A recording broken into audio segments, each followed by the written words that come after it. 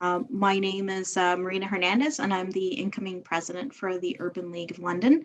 And tonight, I'd like to get started. We'd like to begin by acknowledging the land on which we gather and the many Indigenous people of this region. The three longstanding Indigenous groups of this region are the Anishinaabeg, the Haudenosaunee, and the Lenape. I'd also like to recognize the three First Nation communities neighboring the City of London, the Chippewa of the Thames First Nation, Oneida Nations of the Thames, and the Munsee Delaware Nation.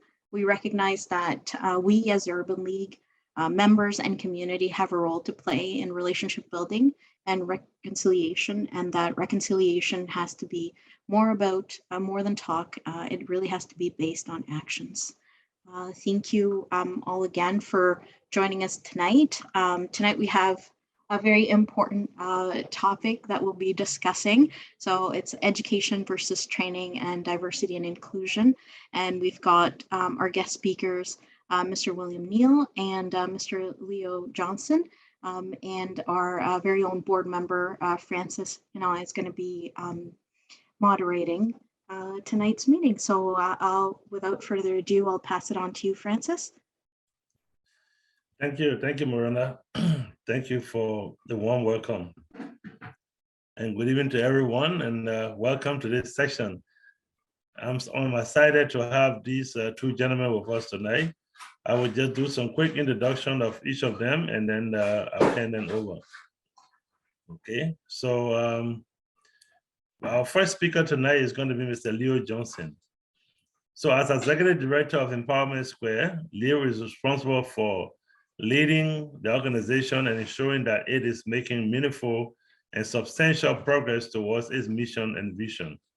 Working under the guidance of the organization's strategic plan and in concert with the board of directors, advisory council, staff, stakeholders, and partners, Leo manages and drives Empowerment Square activities and outcomes. Leo is active in Canada, Liberia, and Ghana, and South Africa. His expertise span nonprofit management, international development, immigration and resettlement, fundraising, and financial management. He has also served as president of the Liberian Association of Canada, as a member of several board of directors, and is a United Nations Fellow. Leo has been the recipient of the Reverend John C. Howard Award, the YMCA Peace Medal, and the City of Hamilton World Citizens Award, and a full Global TV Visionary Award. It is my pleasure to present to you Mr. Leo Johnson, our first speaker for tonight. Mr. Johnson. Oh, sorry, I was muted here. Yeah. Thank you very much, Francis, for that kind of introduction. And it's great to meet everybody, all of you. And thanks for the invitation as well to have me speak at your meeting today. I'm just going to reflect on a few things, hopefully for the next few minutes, and hopefully leave some time for interactions if it is possible, for questions. Because I often like to say, this is quite an interesting topic. And if we're going to engage it, you don't want to let people walk away with very important thoughts and questions that could be shared. So today I will be speaking on equity and diversity, something that we've heard a lot about, most especially in the last few years since the death, the unfortunate and horrible death of George Floyd that we all watch from afar. But this is not something that has just started being talked about. It has some very long roots in history. And a lot of people are left perplexed because whenever you are talking about things in reaction to something, it is only contextualized to that most of the time. And it's very difficult because we're talking about a very sensitive topic, and it's difficult sometimes for people to engage it objectively in the face of the reality of what has happened. People try their best to want to be as sensitive to the situation. At the same time, there are a lot of questions around what is equity, diversity, and inclusion. What does that really mean in everyday practice? And I'm going to shock you to say many Black people themselves don't even know what that means, or many minority communities themselves don't have a full understanding. Just because you're from a minority community does not mean that you fully understand what that particular concept is when they talk about equity, diversity, and inclusion. You may be living it, but that doesn't mean you really understand it. Is it possible to share? Okay, I can share my screen. I'm going to share my screen with you all to show a few things. If you can see my screen, just give me a thumbs up so that I know you can see it. Thank you. I'm just going to share my screen here so we can see it. I can share a few things with you. This was June 12, 2020 in the city of Hamilton. I'm sorry for the grainy picture, but this was a rally that I organized after the death of George Floyd. This rally was organized in like a week, and we got thousands of people to show up at the Hamilton City Hall, some angry, some wanting to really show that this type of happening is unacceptable in our society, and some wanting to demonstrate that this is not restricted to the United States alone, citing examples of some of the incidences that have happened in Canada itself.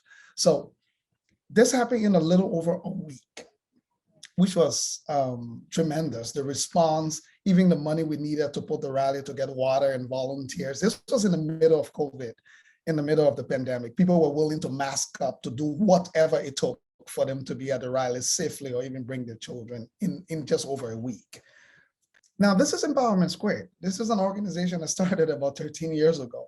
It took me 8 years for anybody to pay attention that we needed to address some of the deep root causes of discrimination that lead to the issues that we're seeing today around racism and anti-Black racism.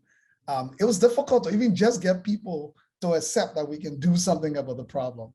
Everybody accepted that there was a problem with Black kids being discriminated against in our education system, with Black kids being streamed in our education system, with the segregation of schools having a deep impact, especially on the Ontario's education system, where today we see schools that are underfunded, not by coincidence, simply because these were schools that were located within minority community neighborhoods and were intentionally underfunded so that children from those neighborhoods could never be able to compete with children from other neighborhoods who were meant to be in charge all of the time, and the rest should have just remained as workers. Why am I telling you this? In over a week, I could get people, thousands of people, to line up and vent their anger and show their support and do whatever it took to demonstrate that what we saw on the issue of racism or everything, to demonstrate what that was, and even put their finances to it. But then why did it have to take me 8 years to even convince people that we could do something about it on the building side? And this is where I want to center my topic tonight, around the fact that equity, diversity, and inclusion has to be an effort where we're building with one hand and fighting with the other hand. Because everybody seems to be running to the fight. Nobody seems to understand that the true and real sustainable way of fostering equity, diversity, and inclusion is really on the building side. Don't get me wrong, the fight is important, because there are just certain things we need to tear down. There's no argument about that. There are certain things in our society that we all know it's not okay, it's not acceptable. But fighting always tears down. So the question becomes, once you tear down, then what?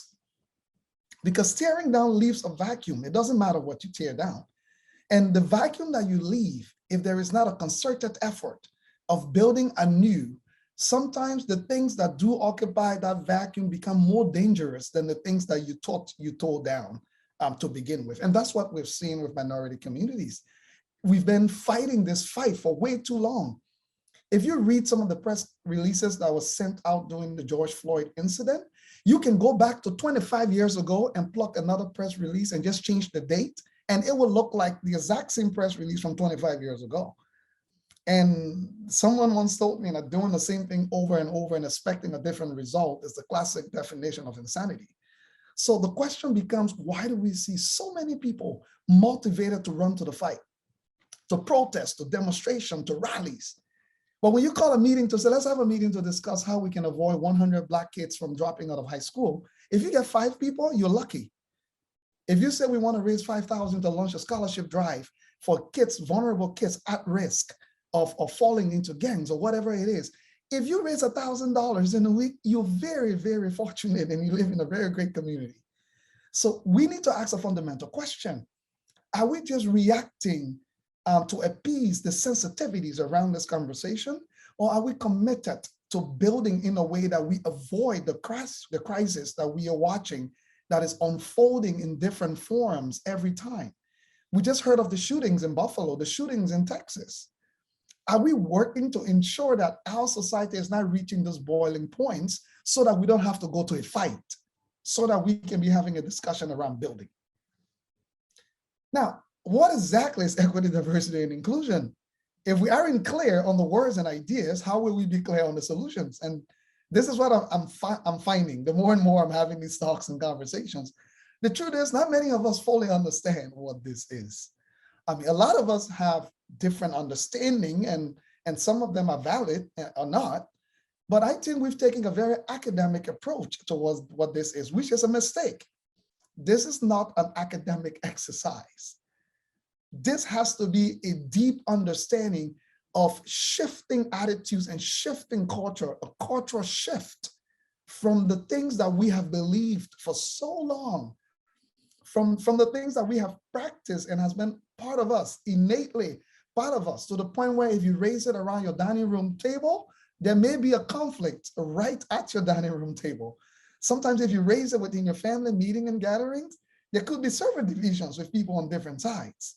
So don't get me wrong, read all the articles you can, read all the papers you can, listen to all the lectures you can. But the question is a deeper question of a cultural shift. Are we willing to ask ourselves, what can you do within your means? This is not about what our politicians are saying or doing. This is not about the newest policy on the block. This is not about the newest movement to join.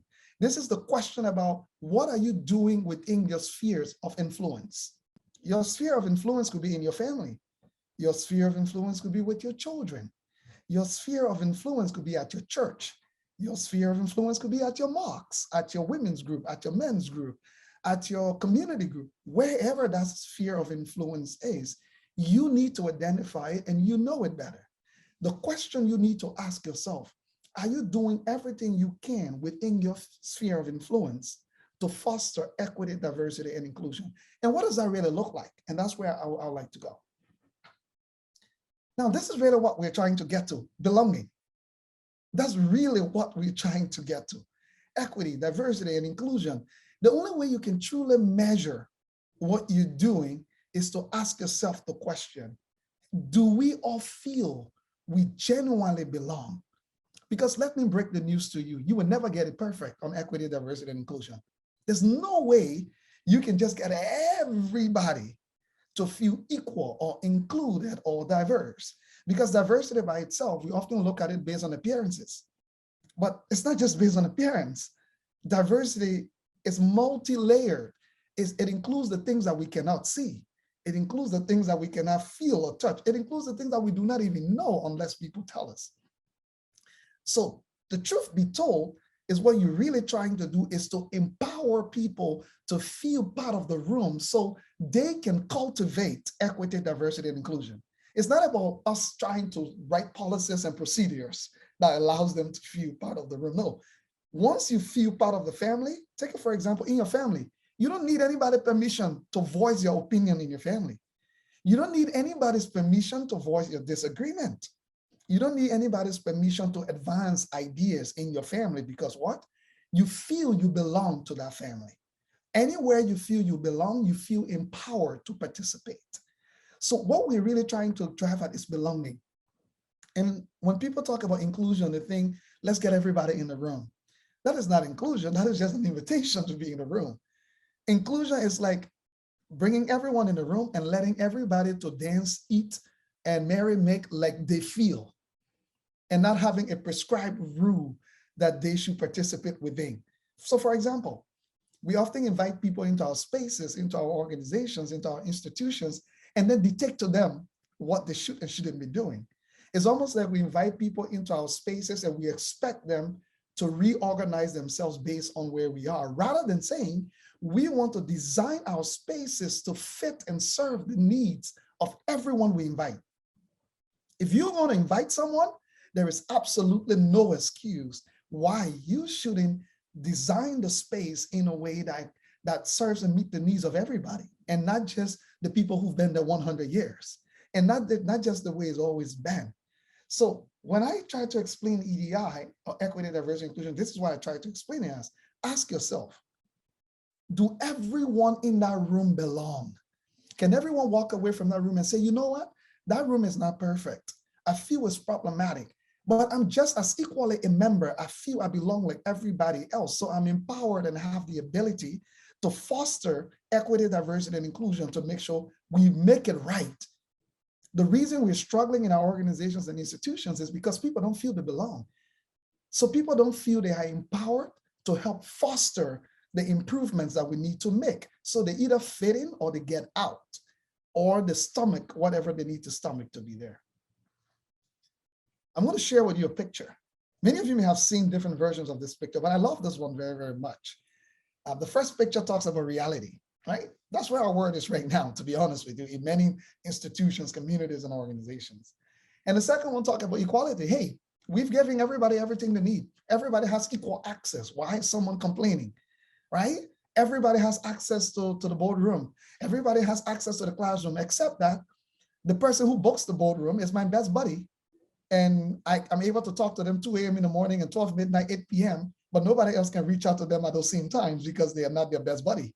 Now, I'm using this in a very simplistic way in the things that we just do passively without understanding, except that if I am the executive director and one of the coordinators is trying to book the room and the executive director is trying to book the room, except that, to be honest with you, we know exactly who's going to get the room, the executive director versus the coordinator. Now, let's look at equity, which is where everybody's driving to, right? Now, the equity picture may look good to you. Now, that is where our word is driving to right now. Now, I'm not here to criticize that we should drive and strive towards equity. But I think we miss the mark when we think that that is where we're trying to drive down. That is the minimum. That is us trying to say, let's at least get to a point where we can give people an opportunity to be there. That shouldn't be the final destination if we're aiming to strive to excellence. The final destination should be social justice, because guess what? Even though everybody is standing up in the equity picture and can see, there is still a barrier. And that barrier means nobody can see the difficulties each of those people face. Nobody knows that the other guy or the other person is standing on, has to climb up on 2 boxes. Now, the question is, are they even able to climb up? Is somebody able to help them stand on that if they can climb up? Nobody knows that the other person in the red has to stand on a box to feel a part of the room. Now, this is where when you're coming in a room, you have to prepare yourself, put on a facade, do all kinds of things, just so when you get in the room, you don't look like you're different. Now, nobody knows that the other person in the blue shirt is standing comfortably, relaxed and very comfortable, because they don't have to be worried about a box tipping over that they could fall off that box any moment, or someone not helping them get up on the box. The social justice pictures does something. It doesn't solve the problem. What it does is that it creates absolute clarity as to how we need to serve the needs of everyone. It shows you the person in the purple shirt. It shows you exactly where they are and what type of potential challenges they could be dealing with. The person in the red shirt, it also shows you where they are and what type of potential challenges. Just because the person in the blue shirt is taller doesn't mean they also are not dealing with challenges. So what the social justice picture does is it creates absolute clarity so that we can better know the standards we need to ascribe to serve the needs of all of the people we bring into our rooms. So I'm going to try and conclude my talk here. I try to not spend too much time talking because I like to ensure that we get the chance to interact. I'm going to try and sum up here by saying, the issue of equity, diversity, and inclusion is not a Black people issue. It's not an indigenous people issue. It's not a minority community issue. It's all of our business. Because guess what? The more our society keeps boiling the way it's boiling, I promise you, you will be negatively affected at some point. If not you, your child will be. If not your child, your brother may be, your sister or your uncle or your best friend. And many a times we don't believe it until it strikes close to our door. And who wants to live in a society where you wake up every morning and you can't think about the positives but the negatives? It's right in our face. So please do not try to appease Black people. Do not try to appease Indigenous people. Do not try to appease minority communities. It is not about appeasing communities. It is about you digging deeper and asking yourself, and let me break the news to you, you are going to make a lot of mistakes. You might even end up on the front page of a newspaper for an honest mistake that you made. This is how sensitive this is. But let me say this to you. You do not need to agree to seek to understand. Even if you disagree, you have to transcend your disagreement to seek to understand. You do not need to agree with me to understand me. Because when you understand me, even if you don't agree with me, you can appreciate why I am where I am, even in your disagreement. And this is the biggest challenge we face today.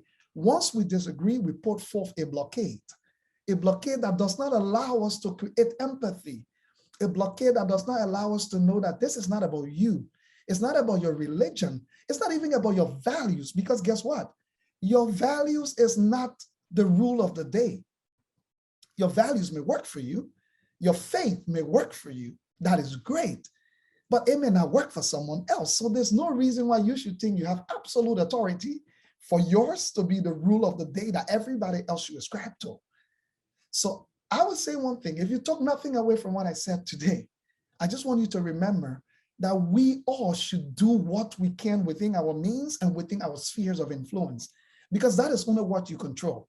You don't control what the politicians do in Ottawa. You don't even control what your city council do in London at the London City Hall. What you control is the conversations you have at your dinner table. What you control are the suggestions you can bring forth to your men's or your women's group. What you control is the conversations you can bring to your community association. What you control are the things that you can sit with your mother or your father or your brother or your sister and engage in a deep, sensitive conversation. But because you are their brother or sister, they cannot walk away from you even when they're upset with you. So this is going to mean upsetting mothers, upsetting fathers, upsetting brothers and sisters. And this is where the real effort of success for equity, diversity, and inclusion is resting. It is not within the policies that change. You can write all the laws you want. Don't get me wrong, laws are great, but laws are only as good as the acceptance of the people who are living in society to foster it and abide by it. Thank you so much for having me. I hope I've spent a valuable 24 minutes and there is some time for some questions and engagement if possible. Thank you. Thank you so much, Leo. Thank you. I don't know if I boiled two of these. I should boil the two soup together so you can have a way of asking the question, or you want to go ahead and ask Leo a question before I bring in William? I mean, I would suggest, Francis, just why it's fresh. So that okay, all right. When we get to William, people don't have to be thinking about it. Okay. So anybody have questions that is open? Yeah. I've got a question. I can't find my little hand, so I can't put it up. Sorry about that. I was just wondering about the work that you've done in education. I think that's great that we're starting to move just a little bit, but I'm just wondering, is there any movement toward changing the funding formula toward equity at all? Because it was better before, right? When school boards could make decisions locally about which schools required more funding, but now it's so rigid. So I'm just wondering if there's been any push toward changing it back to how it used to be, to at least start towards some equity. There has been a conversation that is gaining traction in different ways. I think the mistake has been with us focusing on a very particular way of achieving the outcome. I often said, if we need to cross the river, I really care less how you cross the river, whether you swim or you walk or you take a canoe or you take a boat. I mean, I'll use it in the words of Nelson Mandela. I care less if the cat is white or black, as long as it catches mice. That is all I'm after. My outcome is that it catches mice, whether it's going to be what version or what color or whatever, that's not my issue. What I'm trying to say is, I don't think the education system has realized how much it can empower communities to drive this. Because guess what? Politicians want votes. That is where it's actually driven. You want some real change? make a politician to feel that there is public opinion on a certain things, rather than taking them on directly, because they just feel, you know what, the education system is one thing. We can go out there and find votes somewhere else. Now, what I'm saying is we've worked with the school board in Hamilton, for example, to start to talk to funders to say, no, we don't want you to send us 10 requirements of what we need to do to qualify for the funding. You're not the experts. You don't work on the front line. Why are you writing requirements of things you don't even understand in the first place? We've said, no, you engage us to help you understand what we are seeing, which can then inform how you come up with 10 requirements. The second thing I think we've done, the education system has been very passive in making this case, in the sense that we've been begging rather than being advocates for the community. Because it is not the education system that is the ultimate beneficiary of funding and resources being made available. It is the communities that are, the children, the mothers, the fathers that are. So instead of the education system putting itself in a position of advocacy, it's put itself in a position of trying to appease or meet up with the government requirements to get the funding and taking the money anyway, even if it wouldn't make sense. So the government will release fundings that sometimes is so crazy that you're wondering who's making this type of decision to even do this in the first place. But then we feel obligated to take it because we are worried that if we don't take it, they will just cut it out. Rather than leveraging and facilitating to say, no, let's let the people whose life you're playing with fully see if you think this makes sense, because this does not make sense. This will be a waste of resources and everybody's time. So that conversation has been gaining traction. As I speak to you, we are just completing a complete overhaul of the Hamilton Wentworth District School Board, which is one of the largest in the country, entire governance structure from an indigenous and anti-colonial lens, which means in terms of how the school board makes decisions, but how the ministry itself should be engaging.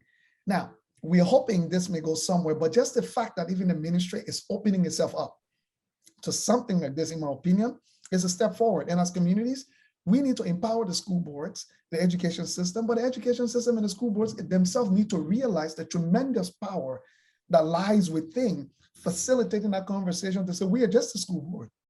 We are not the ultimate beneficiaries here. And all we have to do is make sure you receive the messages we're hearing from our communities to you. And if you're going to say no, you're not saying no to us, you're saying no to them.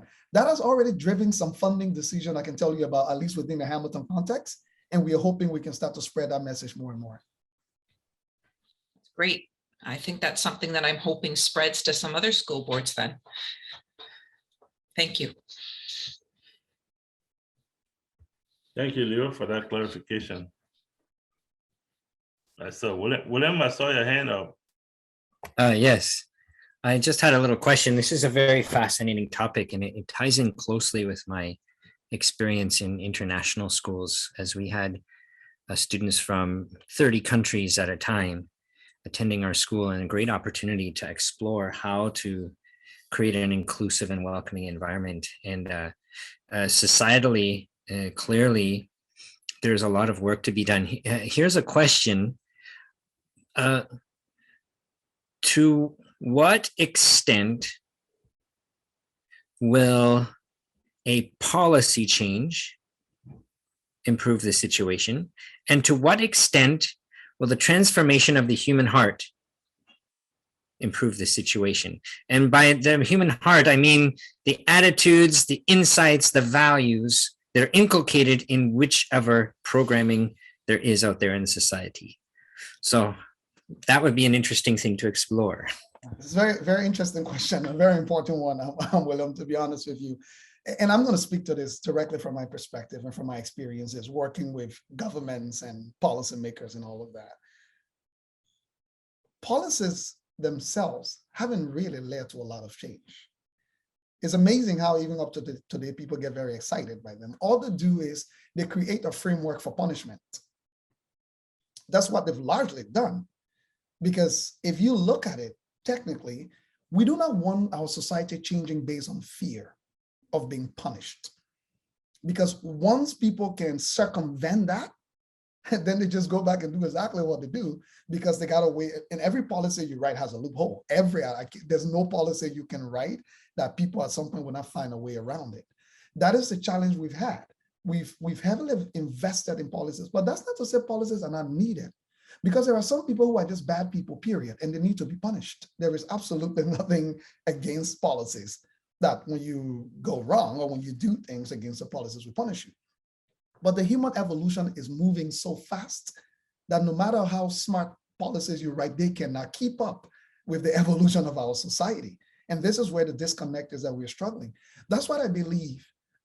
Community-driven change is more powerful because they transcend policy. I'll give you an example with indigenous community. No amount of policies was able to humble the Catholic Church or our government to come to the full realization of what happened to our indigenous communities in this country. It took community-driven efforts. It took community-driven cries. And in the first mass grave that was discovered was not discovered by any government entity. It was discovered by independent indigenous communities to unearth raw evidence to show that there is no way you can sidestep this. Now, guess what happened? Governments and institutions are now scrambling to figure out what to do about this because you cannot ignore the evidence before your eyes. But what is happening now is that there is a massive community movement that whether or not government writes policies or not, people are changing their attitude to this narrative. Whenever we talk about how indigenous communities were marginalized in this country, there were people who thought it was some type of intellectual conversation. But you see how the raw evidence being unearthed by community-driven initiatives is even getting the fiercest critics, and, to now start thinking twice that we're talking about young children that were buried. So I'm not going to say one or the other is better, but I think the most important way to facilitate sustainable change, in my opinion, like you call it, William, is the change of heart, because it is the change of heart that would make people pause before they do something. It is not policy. Policy does not scare people from doing things. They only know that they will get punished if they get caught, and they take the risk either way.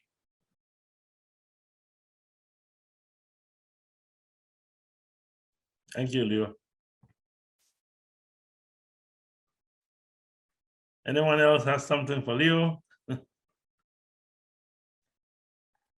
I don't have a question, Leo. I just want to say, like, I'm sorry that there isn't the attendance that I would like to see at this meeting, because this is very, very powerful, and I'm taking away like I love this well, change of the heart piece, but it's feel part of the room. That's a very powerful part for me, and that at the very beginning when you talked about the building versus fighting, because yes, in London we had one of those powerful gatherings around the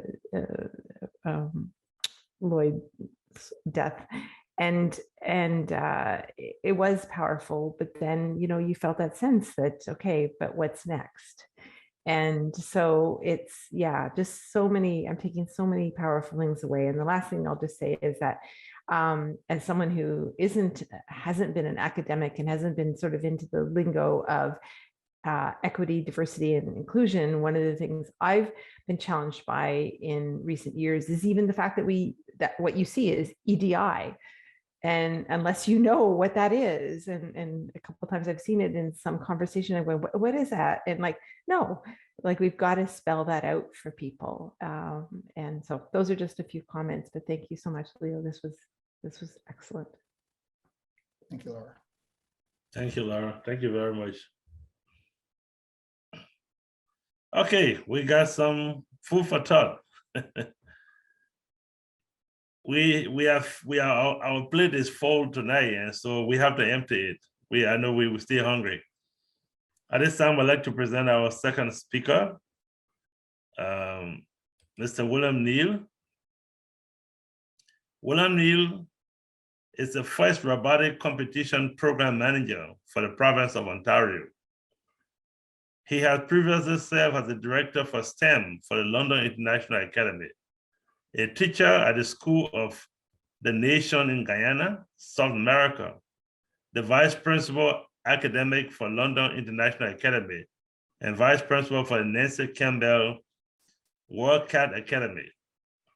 He taught STEM education to 4 teachers candidates at Western University, at Western Owl House, starting in early 2017. He received his Bachelor of Honors Theological Physics at the University of Guelph, Bachelor Education at the University of Western, and Master in Education Curriculum Studies at the University of Toronto. And his PQP, his principal qualification. It is my pleasure to present to our audience, Mr. William Neal. Mr. Neal. Good evening, and it's a great privilege to be with you here this evening as a part of a meeting of the London Urban League. And thank you so much to Francis and Leo for having invited me to join and for having been on the panel this evening. It was a great pleasure to hear Mr. Johnson's topic covered a little bit this evening in a discussion. As I mentioned before, this was a really big issue in all 3 schools that I worked in, as they were highly, highly international. And of course, it's a really big issue in our society today. Southern Ontario, it turns out, has a special privilege in that it has an entire cross-section of all humanity present. In our neighborhood in London, within about a mile, you can probably find someone from almost every country of the world. And that's even more so in Toronto and other areas of the province. And so we have a great privilege and a great responsibility to learn how to create an entirely inclusive society. And I hope that some of the things that we discussed through my presentation may perfectly fit in with some of the sentiments shared through Leo's presentation. So thank you very much, and a great pleasure to be with you again. I'll share my screen and just go through a few thoughts about education. And please feel free to ask questions, stop me at any time. I like to be interactive, and that's much better rather than just expounding a whole bunch of things. So I will try to be a little brief so that we can have a little bit of a discussion. Here we go, we're sharing the screen.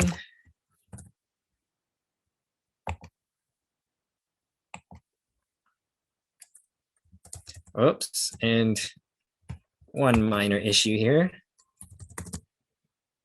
Try from the very beginning. How's that? It was a little bit ahead of things. And so here's a little discussion about education versus training. FRC robotics is a case in point. I developed this from another presentation, so it still shows me as the director of STEM for London International Academy. Actually, I'm working with First Robotics Canada at the moment as the program manager, as Francis mentioned, and you see the logo down here.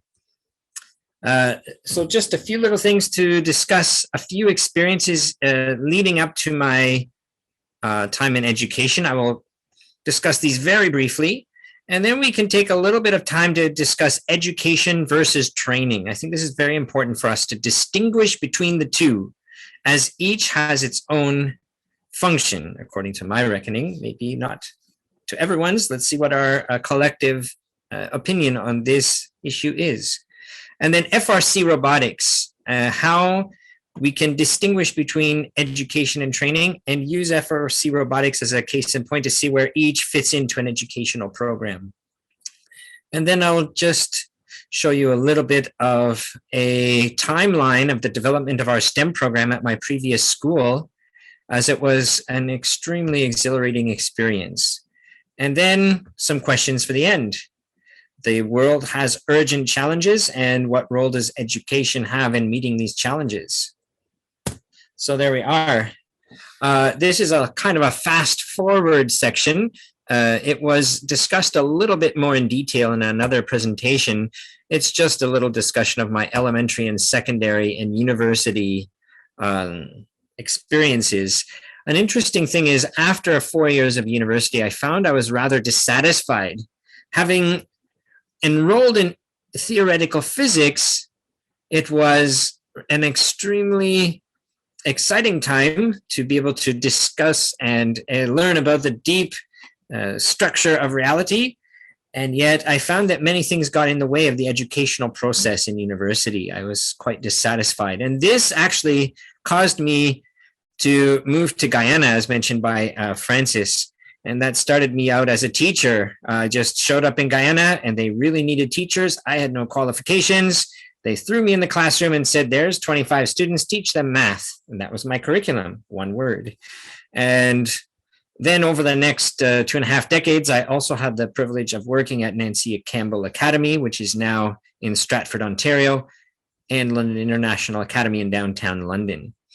So those are some of the experiences leading up to the discussion this evening. So let's talk a little bit about education versus training. In our society, many of the institutions have names that do not necessarily indicate what's actually happening. For example, we refer to the justice system, and as was pointed out, there are some challenges with implementing justice in our society.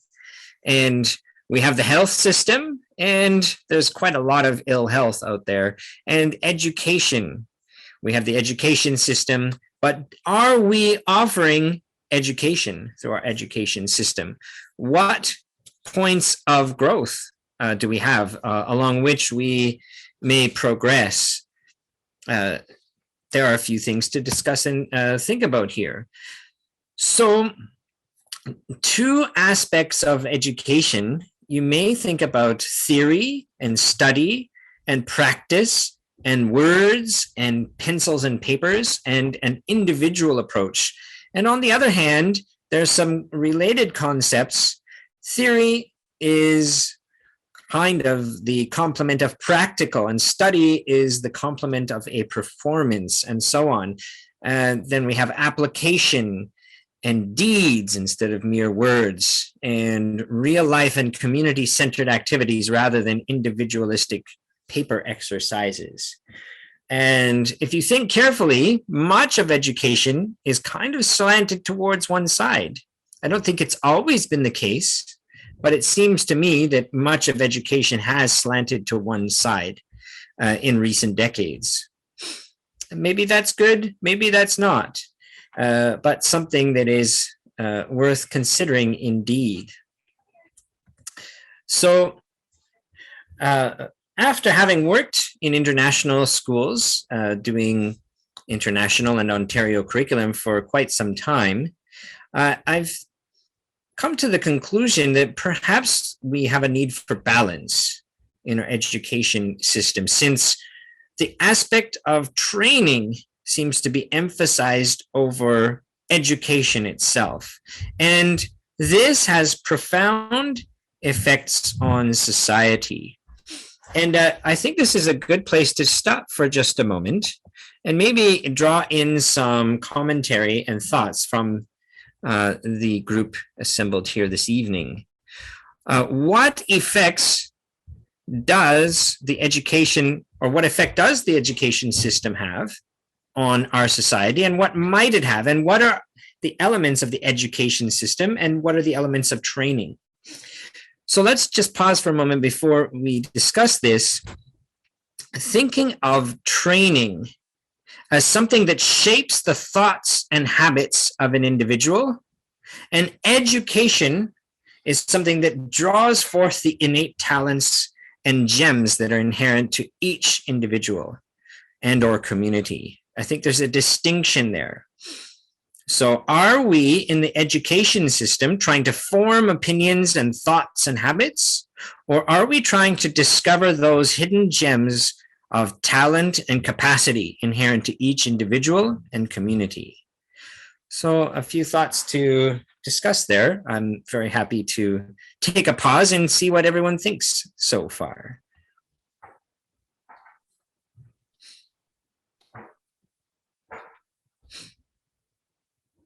Well, I think the farther you go along in education, the more it becomes about forming opinions. And I think in earlier education, or I would hope, I think teachers are more about appreciating the child for who they are. I mean, I'm looking at really early years and those sorts of programs where they're a little bit more wide open, but then each year I think it gets to be more and more slanted the other way. And is this a good thing? Should we be focused on forming opinions? Is that enough? Or is that harmful? Or what is it about forming opinions? What if my opinion is a little different than the opinion being shared by the teacher? Oh, Leo. Yeah, I mean, I think forming opinions is difficult to not do. It's a natural human reaction when we see things. We think and analyze and reason and want to come to a conclusion in our mind as to what is before us. But it is extremely difficult, it is extremely harmful, because many a times what you necessarily see may not be the full story, or even the way you interpret it may be based on your experiences and your context, when the truth is it could mean something completely different to whoever you're watching or whoever you're looking at or whoever is actually doing it. So I think it's extremely dangerous. And that is the reason why reminding ourselves all the time, because it's a normal human reaction. We all form opinions based on what we see, including teachers in the classroom. And the danger of it, I think, is very harmful, especially when we're in the classrooms like in Ontario, where in Toronto, 52% of the population was not even born in Canada. And then forming opinions in those type of environment where people come from all over the world with different belief systems and different ways of looking at things.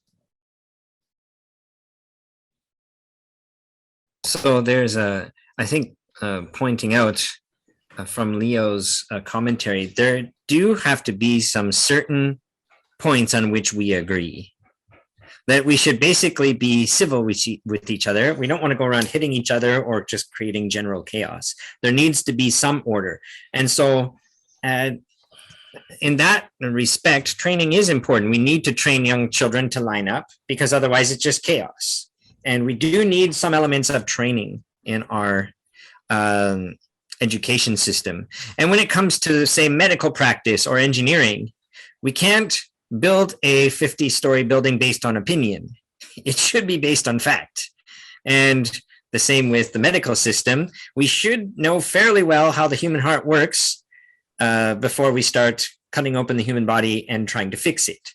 So there definitely is an important element of education which concerns training, and then our opinions should agree with that training to a certain degree. However, now looking at the notion that what if we move to social issues?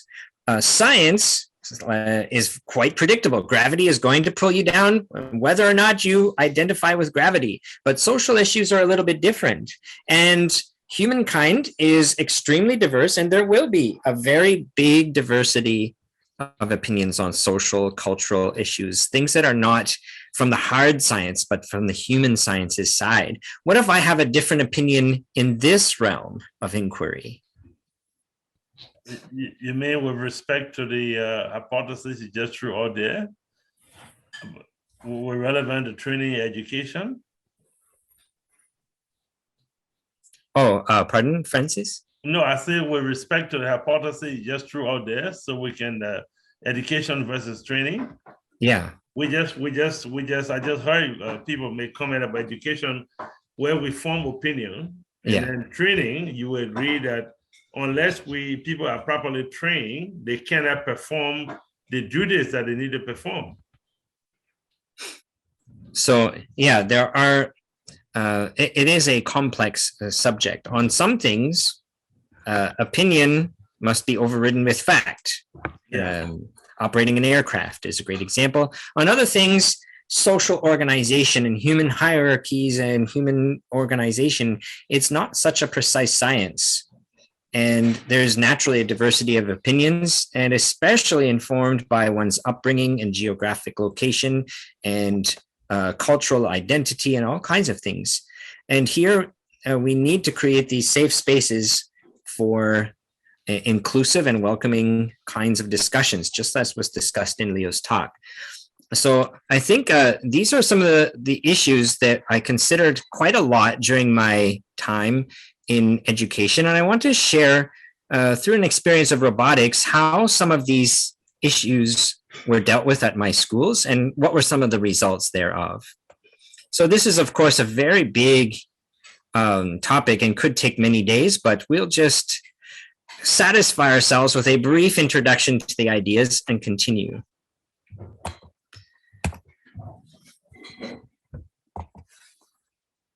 So along the way, I've read numerous pieces on education, some by direct educators and some by people who are outside of the realm of education. And this is a very short list, but I think it's really interesting to study the different experiences of people from within and outside of the education system and develop an understanding of the complexity of what is education.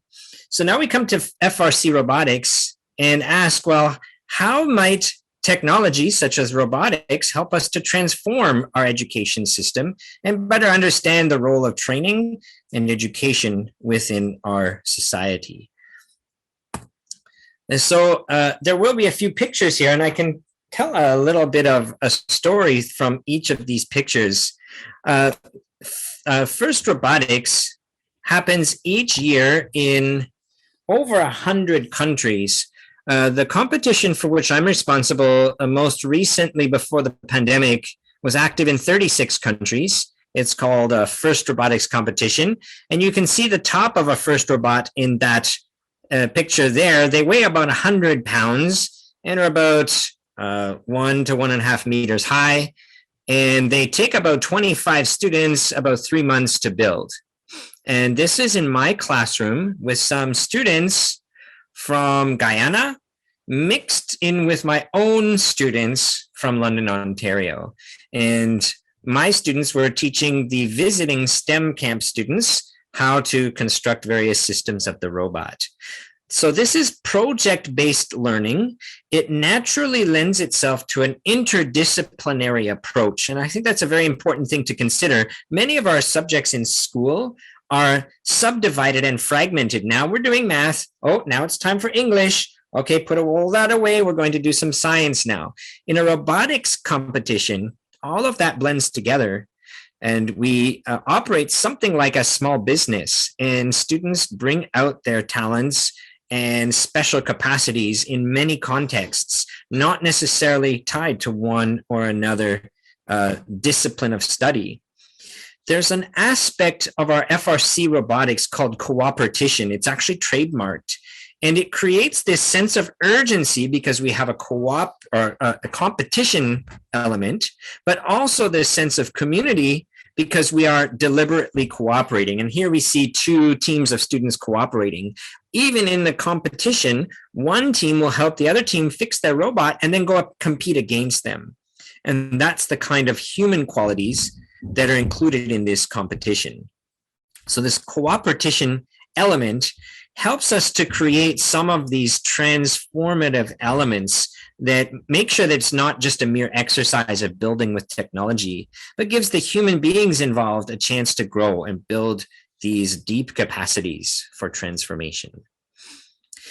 So naturally, in an environment where students feel included and welcome, there are advanced learning opportunities. It's well known that if you take care of all the basic needs of a human being, that's food, air, and hunger, and then social sort of stability and security, all of that's taken care of, now we can talk about advanced learning. So there is an element of fostering this inclusive environment within an FRC robotics team. Here we see multiple sub-teams of students working together, again, with visitors from outside, university students from my university class and my high school class, all working together on the projects. And my students in my high school class were teaching the other groups about the processes of computer-aided design, robot construction, and electronics all at once. So it was quite a rich environment. And I had this for many years in my classroom. And it was the most exhilarating feeling, noting that I didn't really have to do anything because I had 30 teachers in the classroom. They're all teaching each other. And when you reach that point, the pace of learning far outpaces the pace of learning that you would have when a teacher is just sitting at the front of the classroom. And so once I experienced this, I never wanted to go back to the way of teaching that I had previously attempted, as it is just simply too inefficient and it does not empower the students enough. So through these experiences, not only can we connect a huge part of the Ontario curriculum or other curricula to these kinds of activities, an entirely new model of education is possible, one that focuses on coherence and community building rather than fragmentation. As we end from one hour to the next, we switch to different subjects, and we end 4 months of study in math and forget about math for the rest of the year as we're studying English. It's all fragmented. Whereas in these activities, everything is coherent and there's a continuous learning and an accelerated learning. Our students who participated in these activities were outperforming the other students in the school significantly. So this picture I just took today in Kingston, Ontario. I'm on my way back to London. I'm in Scarborough right now. This is a maybe, I don't know how many thousand square feet of, it's probably about a 10,000 square feet multi-use makerspace on which is built an FRC robotics field where teams from around Kingston come and practice with their FRC robots prior to competition. All around the outside of the building are advanced machines for manufacturing, and the community members come in and help the students to fabricate their robots right there and then test them right there. And this group here is looking at ways to expand this into an educational facility where students in schools can be working on credits through the use of this community facility. So it's quite an inspiring kind of journey for many in First Canada. And because of the experience, there's a great team of volunteers all throughout the province and the world, in fact. And numerous individuals have arisen to support it financially and with their time, recognizing the value of this transformative experiences that's happening for many students in their classes and in their communities.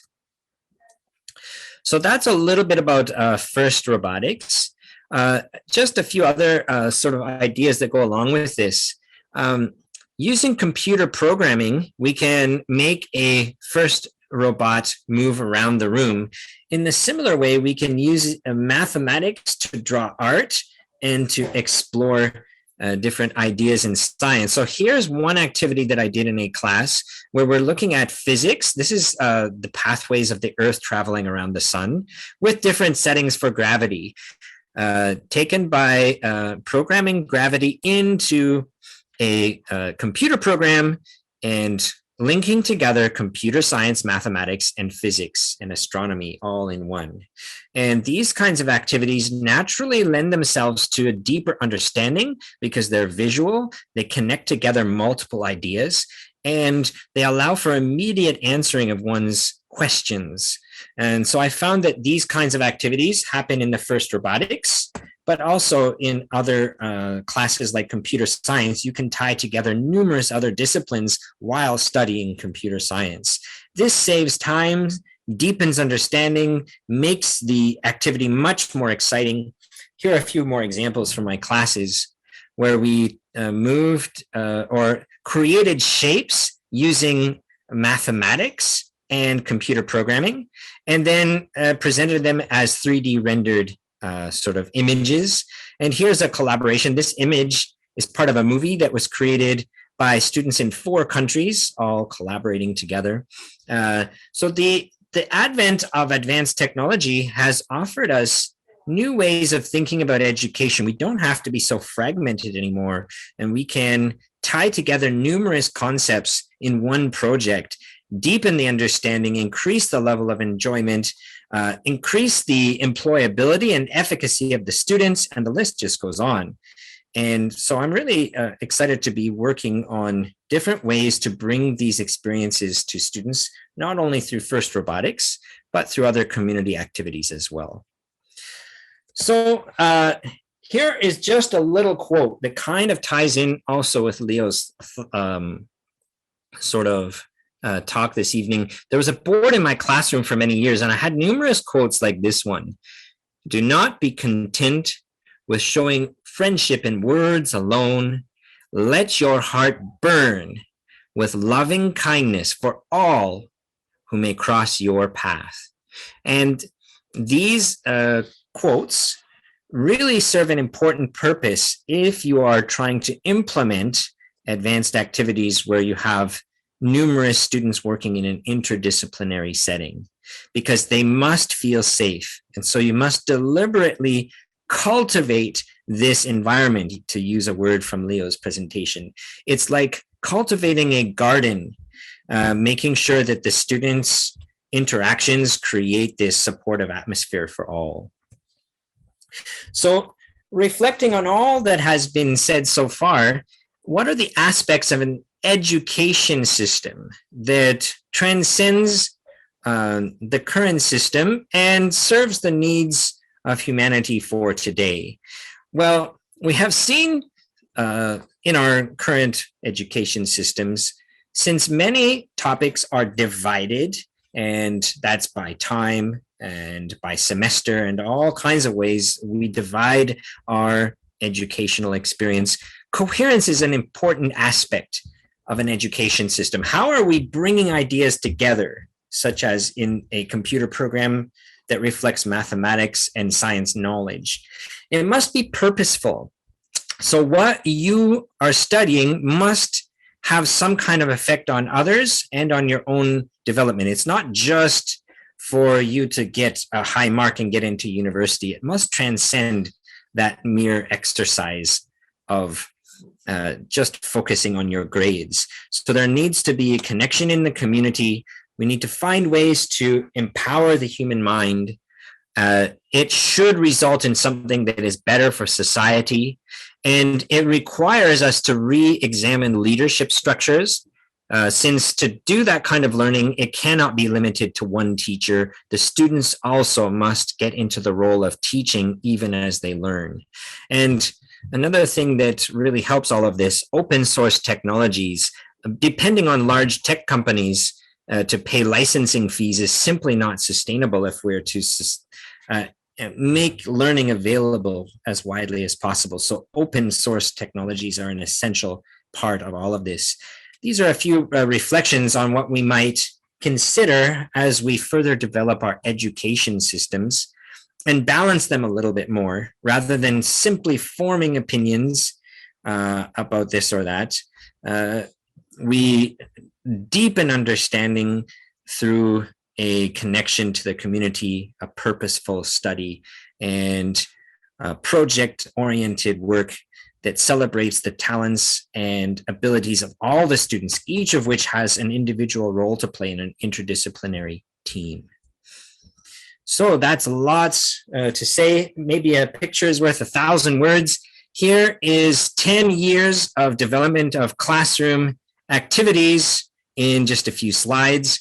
We started a STEM program quite by accident by taking apart a remote control vehicle back in 2009. We connected it to a laptop and we designed circuits around it, connected it with Python computer programming so that we had a graphical user interface to control it, and then let the mathematical students do mathematical choreography on the remote control helicopter.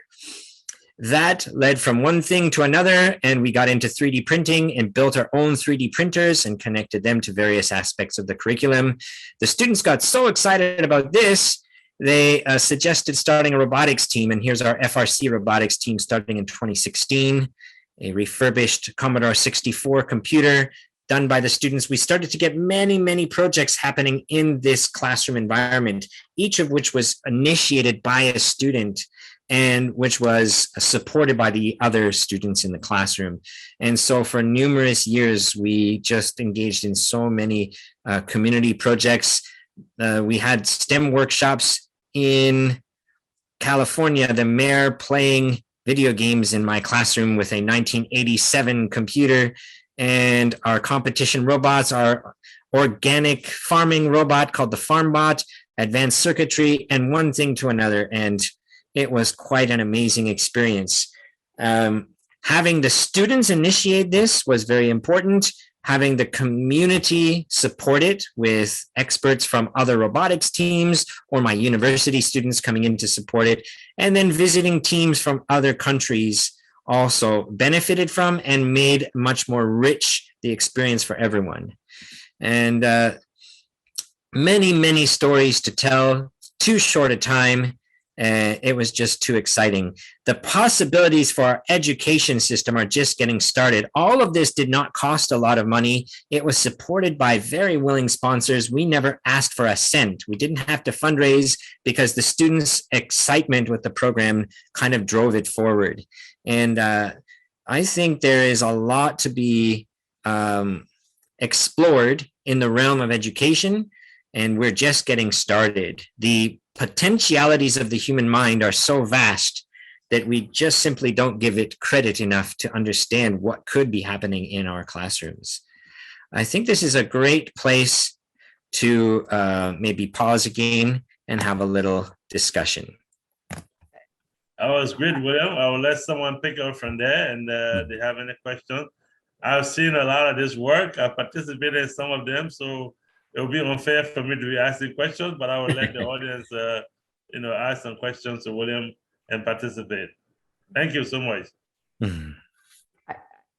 I don't have I don't have a question. It's more of a comment, because this really resonates with me. I have friends in Wolfville, Nova Scotia, who had, when their kids were in a school, they led the robotics.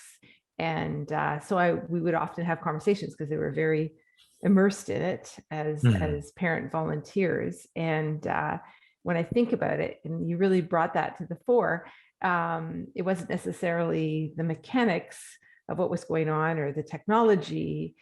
There was a lot of it was about the culture, the experience, the social interactions, and so on. And even years later, my friends will sometimes reflect on this young person that they knew and what she or he are doing now. So it really, that really did resonate. But I do think that the challenge that they faced was the challenge of support.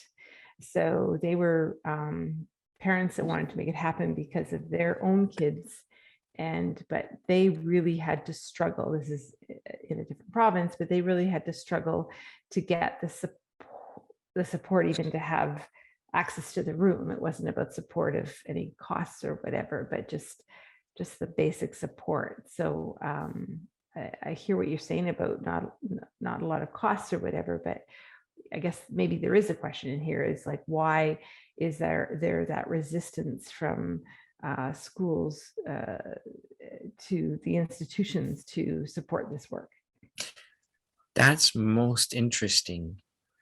And I think this is one of the biggest questions I've never quite understood. Human beings are extremely resolute in their current opinions and approaches. They're very comfortable with what they're doing right now, and that's it. Not quite sure what motivates individuals and societies to move towards more effective solutions that are manifestly more effective, just as cost effective or even better. And yet I don't know why the existing habits continue. There's something powerful about the human experience that creates this resistance to change. Even if the change is going to make life so much better, I would never want to go back to the way I was teaching before. Teachers, as a stereotype, are exhausted by June. And I found myself a little tired, but exhilarated and ready for more. I could never go through this paper and pencil approach to teaching ever again. It would be a disservice. And yet you present this to teachers, and the first question that they always ask, well, how could we cover the curriculum? We're not covering the curriculum, we're transcending the curriculum. Covering the curriculum is like putting a pile of leaves and then waiting for the wind to blow them away. Doing this approach is like growing a tree and the leaves are beautifully arranged and it's all coherent. There's no comparison. So covering the curriculum, what is that? What has that ever served anyone? This is great. Thank you so much. I'm feeling very lucky to be here for this. I was going to preface my remark by saying I process things a little bit slowly, so I'm actually commenting on your first question, the first discussion question, because it sort of took me that long to let it rattle around and meet some other things in my mind and have little conversations. But it ends up in fact being right where we are right now, which is, I mean, about this question of our sort of inflexibility, right? So I mean, systems reproduce themselves.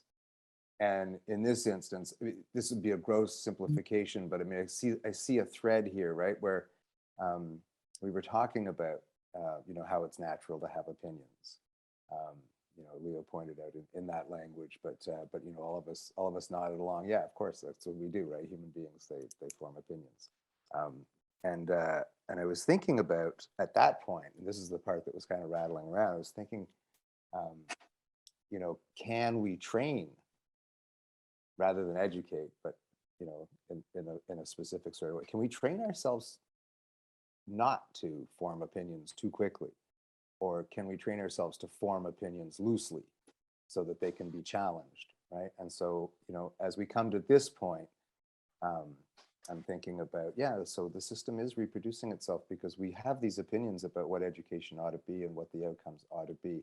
And it will take overwhelming evidence, right, to displace our opinions about what it should look like. We have pretty firm ideas about what education looks like. Clearly, it could look like what you're describing. And I think, you know, there are other kinds of experiences, again, that are kind of bouncing around. One of my children went through an arts enriched program where, again, it wasn't about, it was about learning the curriculum, but through filters that forced interdisciplinarity and teamwork and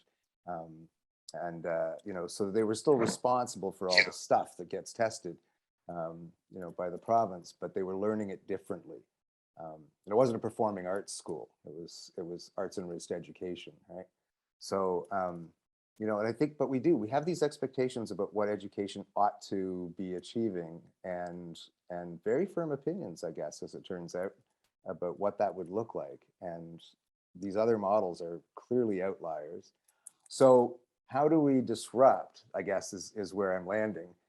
How do we disrupt the formation of opinion or the solidity and, you know, crystallization of opinion through training so that we'll be more open to change in future? That's not an easy question to answer, and I wouldn't pretend to know the answer by responding. Just a few cases in point that come to mind when you say that. Having been in the FRC robotics community for quite some time now, I have spoken with a number of mentors and company owners and heard numerous accounts of job interviews being cut short with, wow, you're an FRC robotics team? Okay, come right here. And they didn't even want to hear about everything else. Just tell me about that. And that was 5 years ago. Because the students have had this immersive and challenging experience. You go through a little bit of adversity. It is not easy. It's the hardest fun you're ever going to have, in the words of the founder. And by going through this adversity, the human condition is strengthened. And the powers of the human mind to make decisions, to understand, to collaborate, they're just enhanced. And so I think industry understands this to a certain degree and have, as a result, generously sponsored the FRC Robotics, which is not a for-profit company. It's simply an educational charity trying to get these experiences available to a wide cross-section. So maybe there's a certain point at which enough people have these experiences that we experience a great shift in the way that we collectively do education. Because, yeah, speaking with teachers and professors in the system, I remember even 20 years ago, I met someone from a university in the States, and his account of the education system was to use the word, well, it's in free fall. Because there's just something disconnected. The institutional structures don't really serve the needs we have today. So maybe yeah, we'll there. And the way that I mean, the way that people respond to graduates of that program, I mean, I think it actually points to the direction that we need to be moving, right? Which is because importantly, I'll use the wrong language for this probably, and you'd be able to finesse this better. But I mean, importantly, folks working in first robotics, I mean, they're working in science, but they're not working in science as received knowledge. They're working in science as a method. They're trying stuff and it's not working. So their opinions about what could work, right, are being challenged constantly, and they're sort of working. So they're actually doing what maybe I described in different language. They're learning to hold their opinions loosely. They're learning to be scientists, not just to know what science has already found. They're learning to be scientists, to experiment, to hold opinions loosely, to try stuff out. And I think that's the thing that employers are seeing, right? I mean, that's, I'd be the same. I mean, I've been an employer, I'd be the same. It's like, yeah, for sure. This is somebody who like knows how to work with people and try stuff out and move on. It's really interesting when you say that. Like in class, you'll learn a physics formula. Force is mass times acceleration. Oh, the robot must be working with F equals ma. Well, they didn't tell you about friction. They mentioned it. Well, the friction really throws things for a loop. So when you design your gears and your system, you always have to work that in. Much easier said than done. And so there's a big difference between F equals ma on a sheet of paper and F equals ma with a bunch of other adjustments on a robot. So can public schools access this money? Definitely. First of all, you mean this money?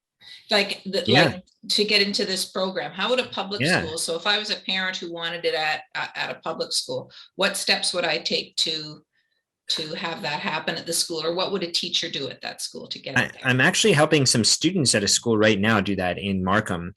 And this is all around the province. It's available. Any interested adults, 2 or more, can start a robotics team. It has to be adults because they're going to be legally responsible for making sure the youth are safe. Starting a team makes you eligible in Canada for several $1,000s of startup funding, which more or less covers 80% or more of your first year's costs. Robotics teams are also generously sponsored by small and large companies throughout the province, and that often makes up the part of the robotics team's budget, and also individual student fees. So a variety of funding is available to get these robotics teams off the ground. Amazon, Honda, and Microsoft, Google, all of these large companies are offering lots of support. The Ontario Ministry of Education has also generously supported it. And many school boards are offering several $1,000s a year to these robotics teams. So in short, there is a lot available and it's quite easy to get involved. If, as a parent, you find your school's not ready to participate, that's no problem, as communities can also create teams. And one of the pictures I showed, I took this afternoon at a community-based team that was sort of supported by a retired philanthropist who really wants to see education opportunities for the entire community of Kingston and beyond. So there's really interesting opportunities for people in all kinds of situations. Think I'm over the show, Buzz William. Well, I think that was the conclusion there. I think there's like a concluding slide here. So maybe I'll just put that up.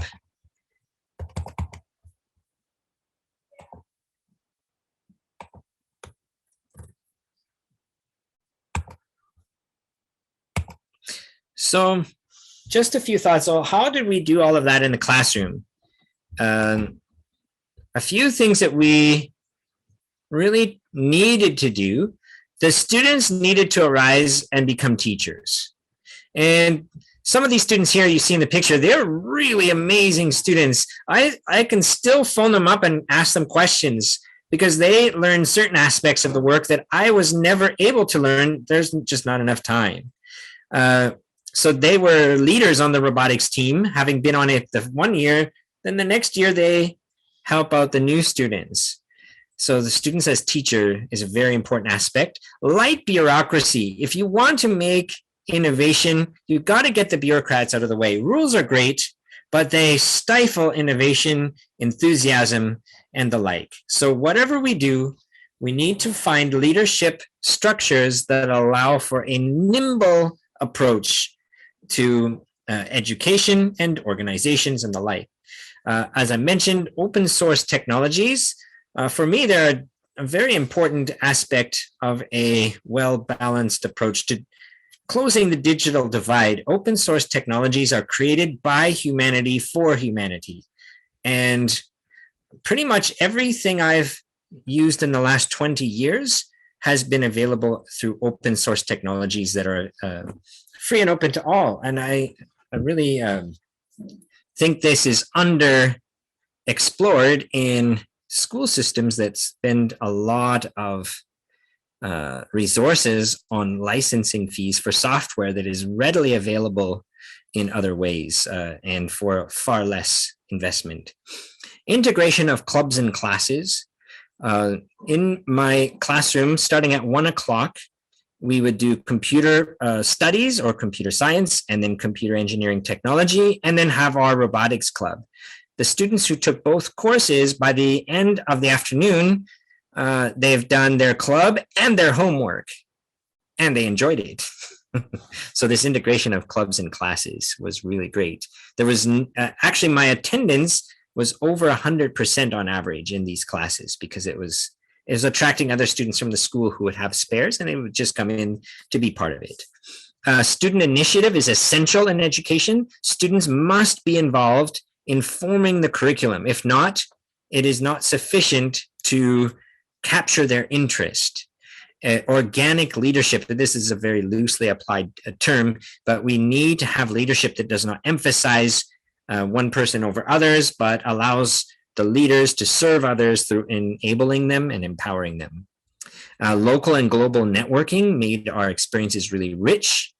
And of course, we come back to this inclusion piece. Equity and diversity and inclusion, they arise through love and the transformation of the human heart, and deliberately creating an environment where all feel welcome. So there we are. A few other things from other presentations, but maybe we end with a question. Civilization, if we read the news, don't read the news too much, it's not so great, but we do see that civilization is in peril. But I don't want to cast things in a negative light, to say that, well, education has a role and transformation is required. And if we work hard enough with enough people, we can transcend the current limitations of our civilization. And so let's make this happen, and would be very happy to collaborate with anyone who would like to participate in educational processes to create the betterment of the world. Thank you very much. Thank you. Thank you so much, William. Mm. That's been really empowering. I will hand this over now to the president, Miranda. Thank you so much, William. And Leo had to leave us earlier because he had to catch a flight. But thank you for sharing. I think one of the things that's really stuck out to me from both your presentations is that need to kind of break down all those barriers and really level the playing field, and just kind of once you meet the needs of everyone, then the potential that they have is it's just unlimited. So thank you for highlighting this, and we are going to be sharing this conversation. So we'll share the link with our membership, because I think it's an important topic, and you've left us both with so much food for thought, and and that I think kind of that desire to continue doing what the league does, which is just trying to share this need for change in our community. So thank you both so much, and thank you, Francis, for inviting both William and Leo tonight. Thank you so much. So most appreciated. It's been a great privilege to be with everyone. I noticed that Paul had known about Beal's robotics program. That's an excellent example of a transformative robotics program. It says it really influences the culture of that school, and that team has 100 students at times, and they fan out through an event and help all the other teams. And so many stories to tell just about that school alone. So just a really nice connection there. Thank you very much again, and hope to see everyone soon. And Thank you. good night. Good night.